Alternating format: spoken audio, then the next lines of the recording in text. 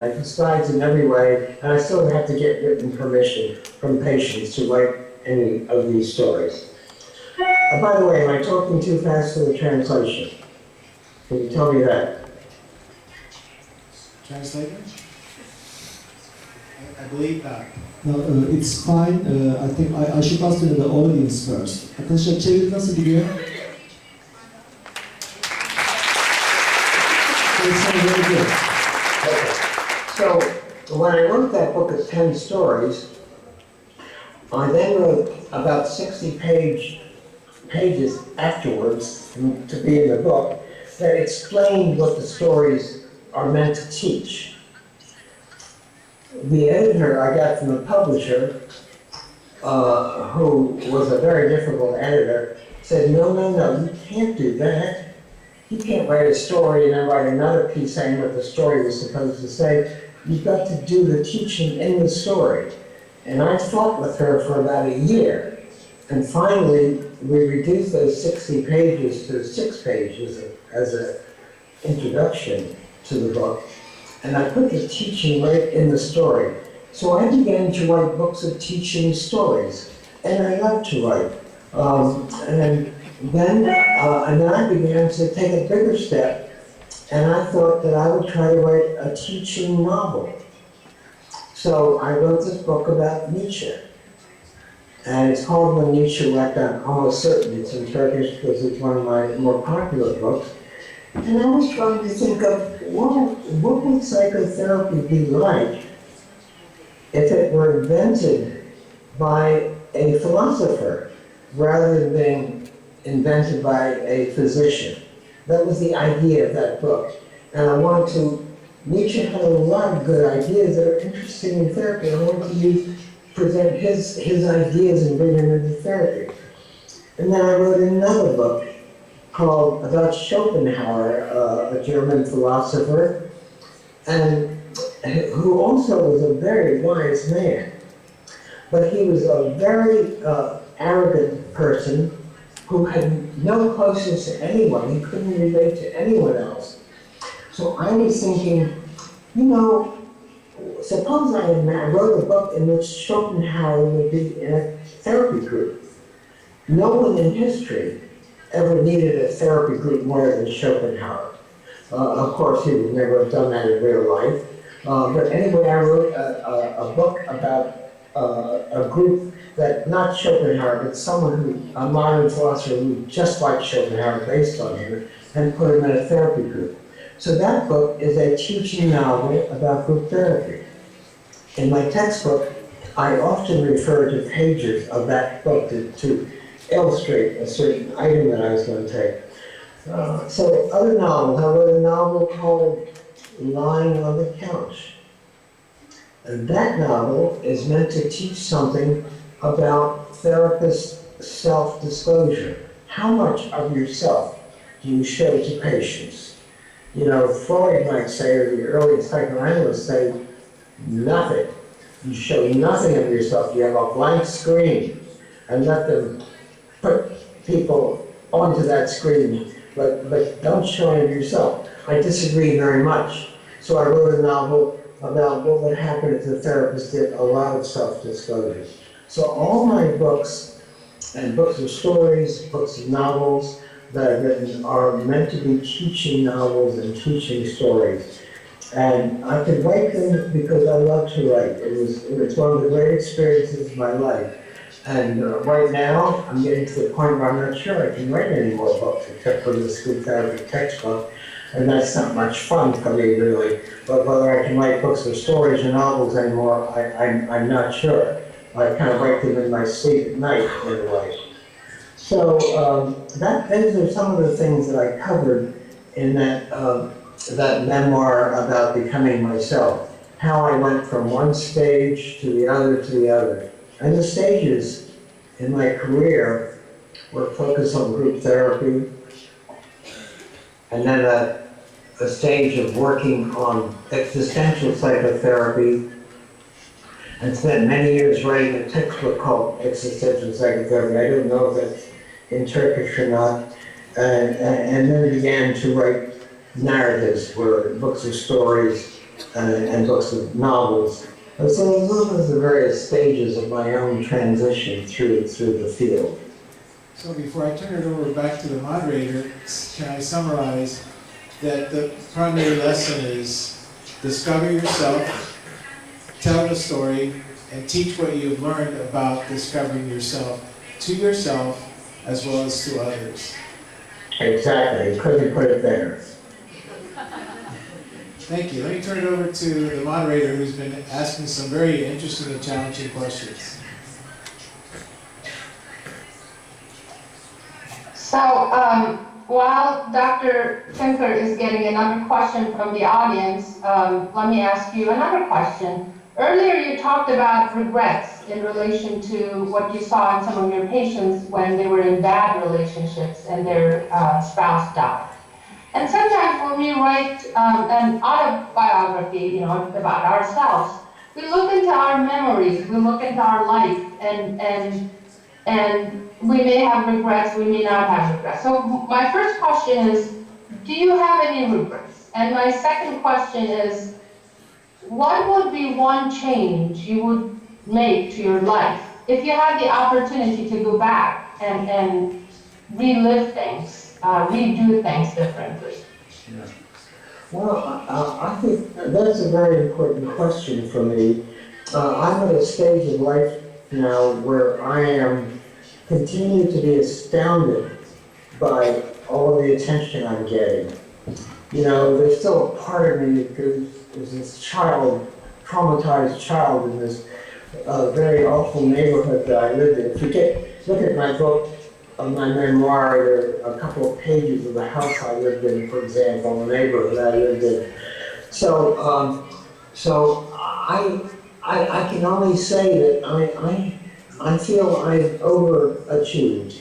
I'm constantly amazed at all the attention that I get. I'm amazed that all my books are translated into Turkish. And I'm amazed at what happens when I put out a new book.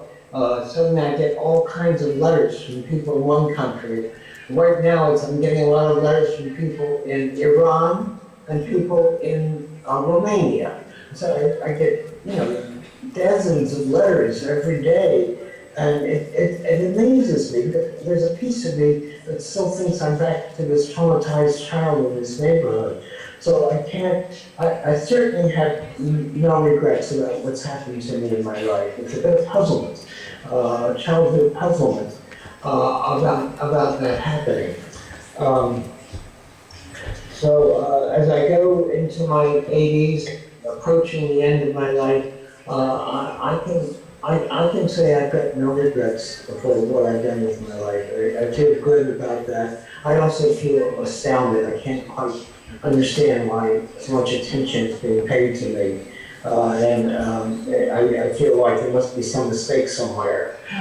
But anyway, that's my best answer that I can give you to that.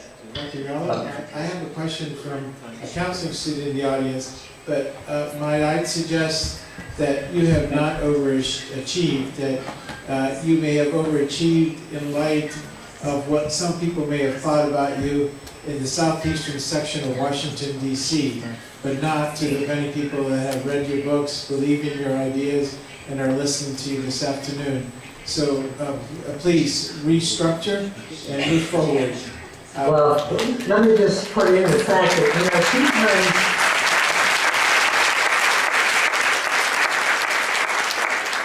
sometimes it's very hard to do that.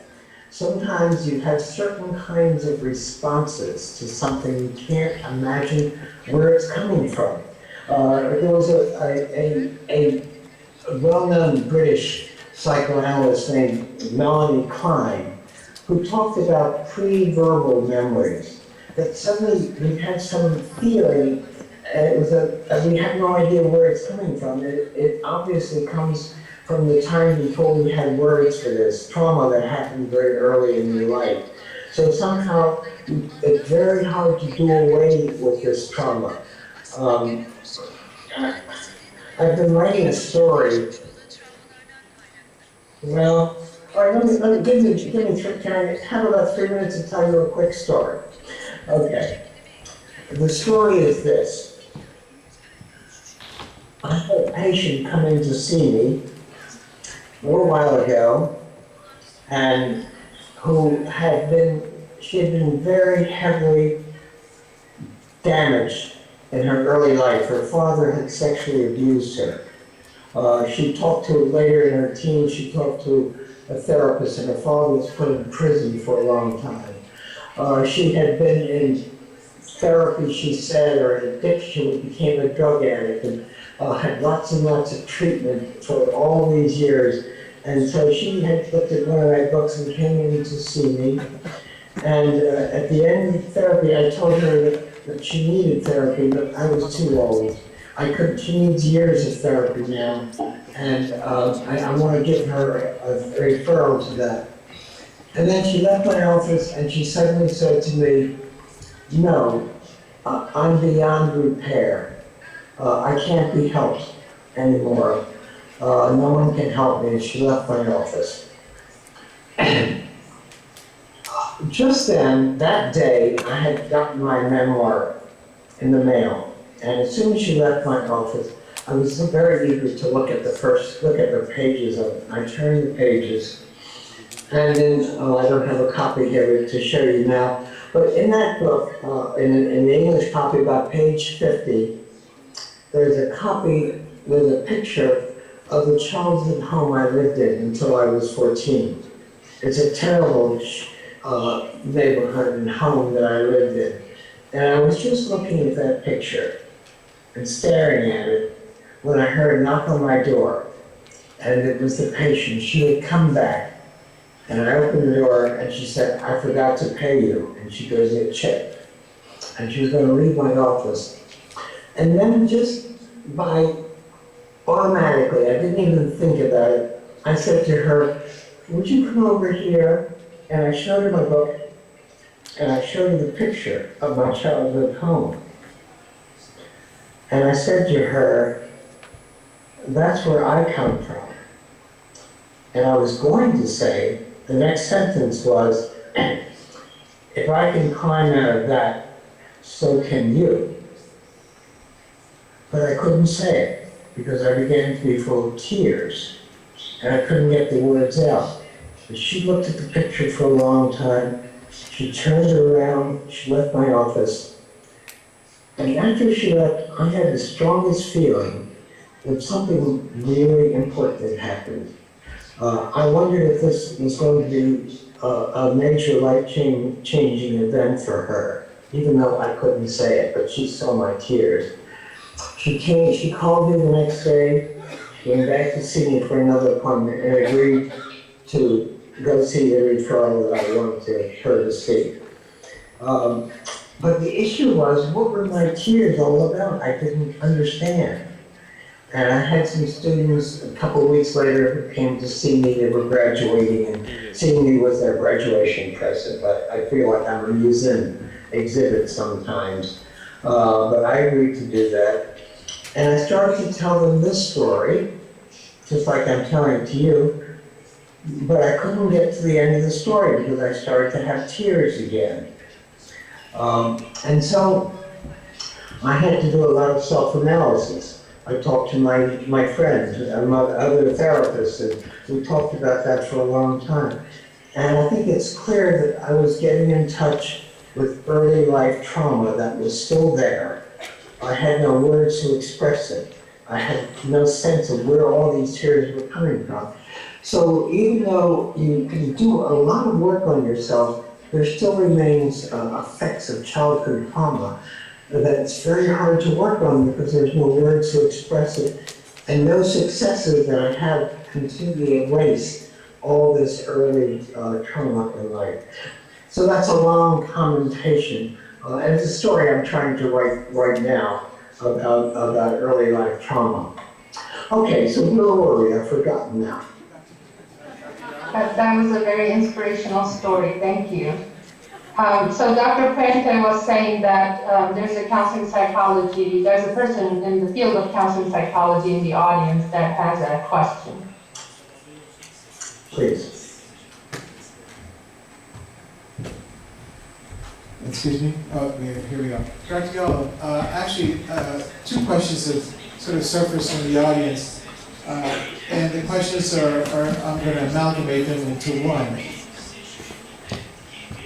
I have so much pressure on myself, tells me one student. I'm not sure that I could make it through my counseling program. And another one is interviewing for a doctoral program. I just don't think I'm good enough to get into that program. What do you tell people who have such great doubts about themselves as they face these internal challenges and attempt to move forward? I have one answer for both of them, and this is an answer I feel quite secure about because I've used it on many occasions, which is, you may not like this answer, but the answer is get into therapy. Every therapist, if you're going to be successful in this field, needs a lot of therapy. And I urge you, if you have doubts, if you have anxieties, if you feel are really getting in your way, or you don't understand, take advantage of that to get yourself into therapy. And I think there's nothing more important in the education of a therapist than to have personal therapy yourself. And on more than one occasion. I don't know a single good therapist that hasn't had experiences in being a patient. I started that in my own life when I was a resident in psychiatry. At that point, psychoanalysis, formal Freudian psychoanalysis was so important in America that every psychiatrist had to have a personal psychoanalysis. So as soon as I came to Johns Hopkins, I started analysis 4 times a week for 3 years. That's 700 hours of psychoanalysis, and that's just for the beginning for me. I didn't get a lot of benefit out of that particular approach to therapy because of the therapist being so blank screen, never offering anything of herself, never really relating to me as a person. So I think that formal, old-fashioned form of psychoanalysis where the therapist is so hidden from the patient is a very bad model for psychotherapy. It's amazing I learned from that time. But on many other occasions, if I were anxious about something, I would get myself into therapy, and it's a good way to learn about the other schools of psychotherapy. I'm going to give you one other example to this. When I started to write my book on existential psychotherapy, I knew that the most important part of that book would be on coming to terms with your own death, with facing mortality. And I knew that I had to learn a great deal about that. So I started to try to talk to my patients, I would say, about their fears about death, but I really didn't know how to do it. I couldn't help them talk about this. I didn't know the right questions to ask. So I decided that I would start to work with people who had to talk about death because they had a terminal illness. So I went through a period of my own life where for almost 10 years, I worked with patients who were dying of cancer. And I began doing group therapy for cancer patients and interviewing patients. And that process was such that it began to get me so anxious with coming to terms with my own death. And I decided I had to get back into therapy. I was having nightmares at night. And incidentally, so were my students who were watching my groups. They were getting anxious too, facing it. So I went back into therapy, and just by sheer good fortune, I went into therapy with that therapist I mentioned to you earlier, whose book had been so important to me, May. He had moved to California then, and even though it was a long drive, about an hour and 20 minutes to his office, to his home, I took that and saw him once a week for a couple of years. And that was very helpful to me. And other occasions I was in therapy and got in therapy with a Gestalt therapist and another behavioral therapy. So it's a good way to learn about the fields, different ways of doing therapy, but it's an awfully good way to learn about yourself. So for those two students that you mentioned to me, who were unable to deal with the pressure they felt or the bad image they had about themselves, it's an ideal time for them to go into therapy and look at that. Dr. Yalom, let me follow up because a follow-up comment was provided to me again from the audience, and that is, I wish that I had that opportunity, Dr. Yalom. Unfortunately, we don't have many psychologists and counselors in Turkey, and when I go to my doctor, they call me anxious or a weak character, and they prescribe anxiolytics. In a situation where I do not have access to psychotherapy, what alternative might you suggest? Okay. Well, if there are any therapy groups around, maybe that might be possible. I don't know the group therapy situation, but if you can't find any therapists that are available to you, and you happen to speak English, I can suggest to you that you might consider doing some video therapy. I know maybe Turkish-speaking therapists who do that. That's the new wave of therapy. A lot of the people I see in therapy, I'm not saying many at this point of my life, but there are a lot of therapists who do psychotherapy by way of Skype or a new platform called Zoom. Half the patients that I see are people that I see who live in other countries, but are fluent in English, and I see them by Zoom. And I feel a little strange saying this, but the truth is, I don't see a lot of difference between seeing a patient live and seeing them on Zoom, the way you're seeing me right now, because on my screen, I see a big picture of that patient's face, and I see every expression on their face. So that's another alternative available at this time to get yourself in therapy. I used to know, there's a therapist that I know, a Turkish therapist, so whenever people write me from Turkey, I give them her name, her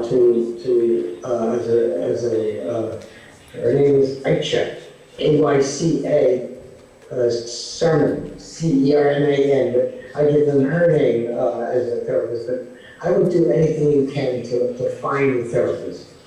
And if you're a little experienced already and you're looking for more therapy, I'll give you another suggestion. And I talk about this a great deal in my memoir, because I've been in the kind of therapy for the last 25 years, and it's a group therapy of therapists.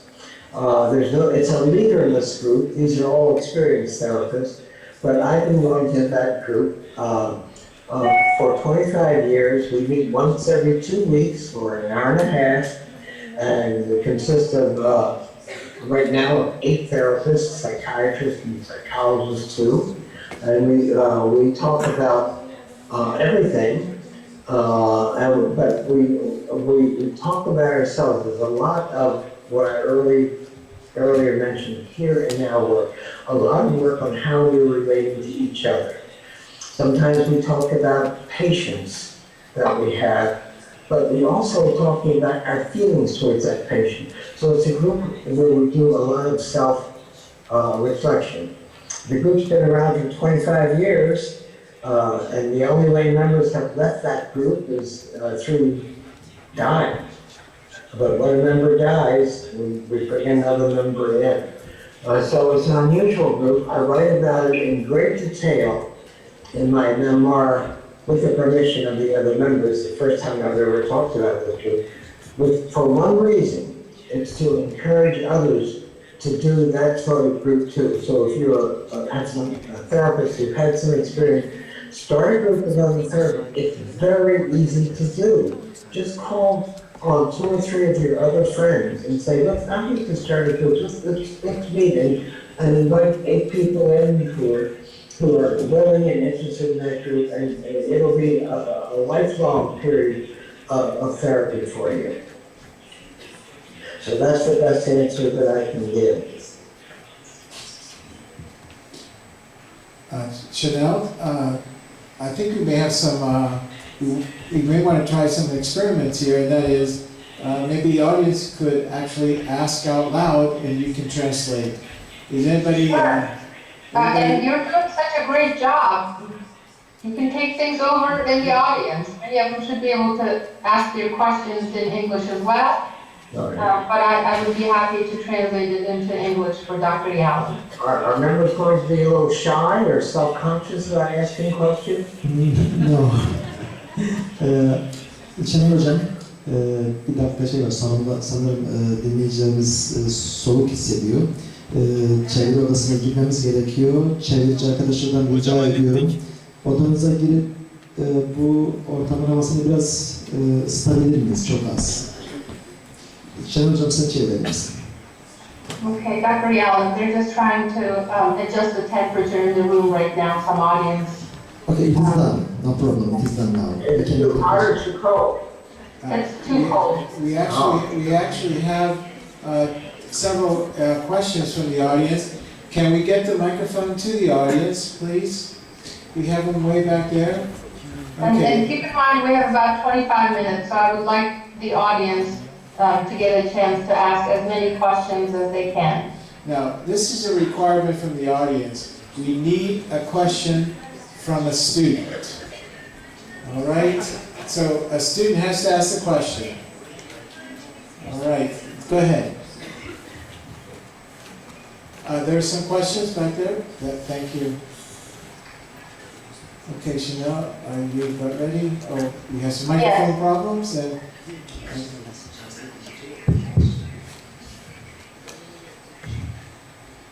İyi akşamlar, Mr. Yalom. Adım Ramazan Bölükbaşı, sosyal hizmet alanında çalışıyorum ve varoluşçu psikoterapi ekolünde kendimi yetiştirmeye çalışıyorum. Bu konuda eğitimler alıyorum. Sayın Yalom'a varoluşçu psikoterapi ekolüyle ilgili bir soru yönelteceğim. Kendisini de yakından tanıdığı bir isim. Logoterapi ekolünün kurucusu Doktor Viktor Frankl'in çok zaten eserinin de başlığı insanın anlam arayışı.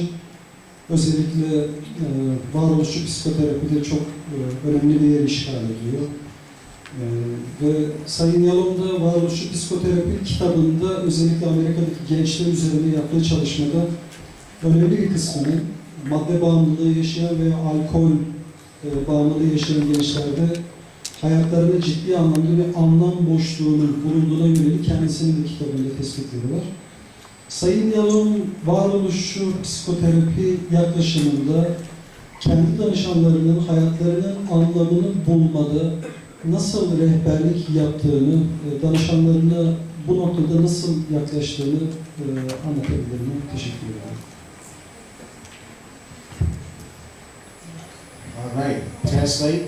All right, teşekkürler Ramazan Bey. Dr. Yalom, so what Mr. Ramazan Bölükbaşı is saying is that he himself is interested in existential psychotherapy and he's been reading your work and educating himself. He talked about logotherapy, as you know, by Viktor Frankl. And, Viktor Frankl talks about people's tendency to understand others. And Mr. Bölükbaşı is also saying that he has read one of your books where you talk about substance abuse, adolescents who are who have substance abuse and how it may be difficult for them to understand the meaning of life for themselves, or sometimes they live in this void. So his question is all, based on all what he just said, how do you help people that you work with? It could be patients or some of the suggestions you may be sharing in your books. How can we help people to find meaning in life? Okay.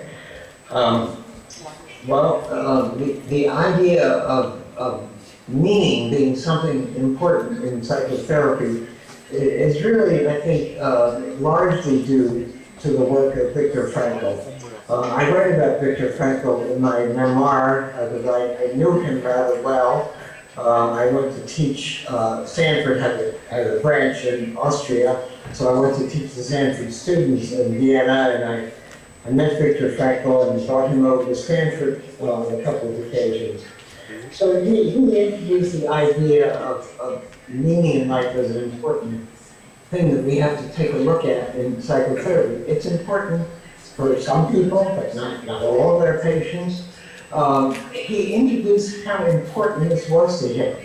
He wrote that book in his mind when he was in a concentration camp in World War II. And he feels that it was his mission to stay alive and write about what had happened to him, to educate others in the world. So he had a meaning to stay alive during that time. And he feels it was that meaning that really helped him survive that concentration camp experience. And he lectured on that a great deal, and it was quite a wonderful lecture that he gave. If you go to Amazon in the United States, and you look at books on psychotherapy, they list what rank there is. Even today, maybe 70 years after that book was written, it's still number one in terms of popularity, that book. So that book is quite immortal, and his work is extremely important. What he speaks about in terms of logotherapy is not terribly useful, however, I think, in today's therapy, because it is a kind of, which I say, authoritarian view about therapy. You help the patient determine what is their meaning in life, and you tell it to them. But I find that not quite the best way to proceed. I think the best way to proceed that is to be aware of meaning in life and let people grapple with that. You know, and what is it that gives them a sense of meaning? And how do you get their lives more into that? I'm working with an attorney now who is beginning to think about the fact that he's very successful, he makes a lot of money, but his work has no meaning except to help big companies make even more money. And what meaning is that? So he's beginning to deal with these questions, and I'm very eager to help him work on that. What does give you meaning in life? How do you focus a little bit more on your friendships, or your relationship with your wife, or what you do with your charitable donations, or how do you help other people? So I think those are questions in life that do come up with all patients. Let me just say a word about existential therapy. I wrote that book and tried to introduce these properties into psychotherapy. I don't think of there being a specialty called existential psychotherapy, because the existential issues may be very important to some people, but not necessarily to other people. They want to deal with their couple's relationship, or they want to deal with other issues in their life, their sexual problems, or whatever it may be. So I want to make a point of saying existential issues are terribly important for every therapist to know about, but it may be that some of your patients are dealing with existential issues. So I don't think there being such a thing as an existential therapist, because some of their patients aren't interested or dealing with those kinds of issues. Dr. So Yalom, that's what I can say about Viktor Frankl. Dr. Yalom, I'm going to point the lady with the microphone to this young man with a beard. Raise your hand, please. Could you stand up in the front there? Yes. Professor Yalom, I will ask the question in English and then I can translate from you. As I was listening to you, I realized that I had a similar relationship with books from my early childhood. So I was wondering, as an existentialist, how was it for you to write your own autobiography? And I was wondering how you feel about the last chapter of the book. Thank you. The last chapter.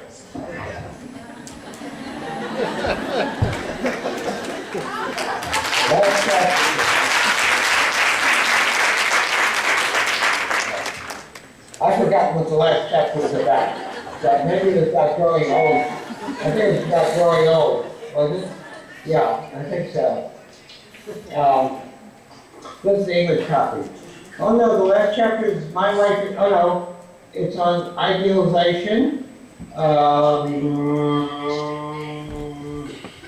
Maybe it's being, I think the last chapter, oh yeah.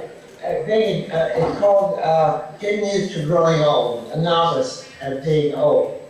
Okay, well, that's a good question, how I feel about that. Because one thing that is true, it has got to do with how much self-disclosure you are willing to do about yourself in your therapy and in your life. Incidentally, let me just say, let me make a detour for a moment. I'm thinking that the idea of asking you each to ask a question and stand up in front of this audience is a trial. It's difficult because of the fact that you're kind of exposing some of yourself. You want to appear, you don't want to appear stupid. You want to ask an intelligent question. You want to not show too much of your own not knowing.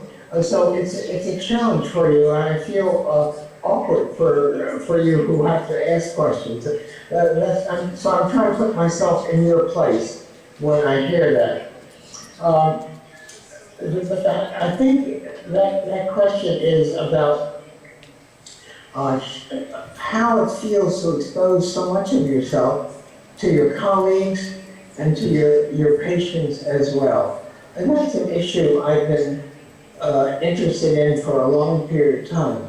In fact, if I write something else, if I'm not too old when I finish this textbook of therapy, I might write something about what the impact of this book has been on my patients. Because I hear from a lot of my older patients writing me about reading this book and how it makes them feel. Without exception, it's very positive. Maybe people don't feel good about this or have criticism, aren't writing me. That's another possibility. But by and large, revealing so much about myself, if anything, has been quite a positive experience for patients. So I want to make a statement to you that revealing yourself can be very useful in therapy, but not for someone just beginning therapy. You've got to have some experience with this and know when that will be useful and when it's not. It takes a bit of experience in doing this. You know that story that I just told you about, the story about my looking at that picture of myself and the home I lived in, and how certain tears began to come. Well, I told that story to a couple of patients who were carefully selected because they were going through a similar kind of experience with their own childhood, and about suddenly having feelings they don't know where they come from, and it was very useful to them. So I had no hesitation about telling patients about something in my own life. If I have a setup, and I have to tell you this does take a lot of experience, but this will be useful to them. So I somehow reached the point in life where revealing myself, and the way I revealed myself in that book is not a problem for me. And most of the comments, in fact almost all the comments that I've gotten about this book have been very positive. And the book is doing much better than I thought it would do. As I mentioned, it's got contracts for translation. It's about over 30 at this point. It's come out in Turkey very early. One of the first translations has been in Turkish. I don't know why. I'm never completely aware of understanding why certain books have been so popular in certain languages. But I can tell you this, that if I look at the size of the country and the number of books that sell, my books have been very, very popular in Near Eastern countries, especially Greece and Turkey. In fact, Greece, given the size of the country, but probably is my greatest popularity, and I have no idea why. Because it's a very small population that reads in Greece, and a very high number of books that have sold, and I get a lot of letters from Greece and Turkey and Iran especially. I don't know the reasons for that at all. Maybe those countries have a storytelling kind of tradition that makes it useful to them. Maybe it's because I have Semitic roots, and there's many 20 generations ago, there's a Near Eastern piece of me. I don't understand that. That's as much as I can tell you about my feelings about this book. Dr. Yalom, the story of your life and the success of your book comes as a surprise to you, but not to us. Thank you.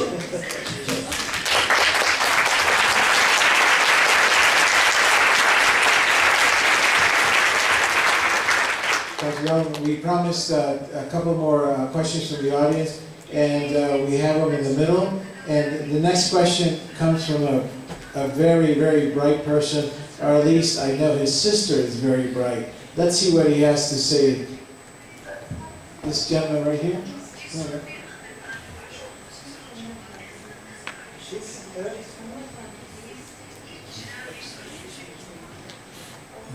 Merhaba, söze şöyle başlamak istiyorum. Size karşı içtenlik hissediyorum ve kendime yakın buluyorum. Bu benim size kendimi açmamı kolaylaştırıyor. Soracağım soruya gelin bu girişten sonra. Yaşamını idame ettirme konusunda ailesine muhtaç olan çocukların aileleri tarafından sürekli duygusal veya fiziksel bir baskıya veya şiddete maruz kalmaları veya ailelerine kendini açamamaları, ifade edememeleri durumunda, bu uzun süreli durumda ortaya çıkan saldırganlık duyguları, gizli veya açıktan saldırganlık duyguları konusunda varoluşçu terapinin nasıl bir yaklaşım benimsediğini öğrenmek istiyorum ben. Teşekkür ederim.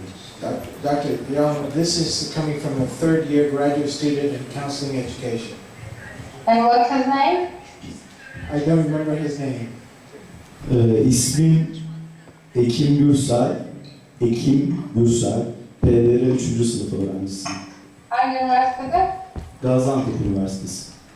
Tamam, çok sağ olun Ekim Bey. Teşekkür ederim. Çocukların saldırganlık duyguları üstüneydi değil mi sorunuz? Anne babanın değil. Evet, çocukların anne ve babalarına karşı gizli veya açık ifade edilmemiş de olabilir saldırganlık duyguları. Gizli veya açık saldırganlık duyguları. Tamam, teşekkür ederim. Dr. Yalom, so the question, as Dr. Pente indicated, is from a third-year counseling psychology student, Ekim Gürsel.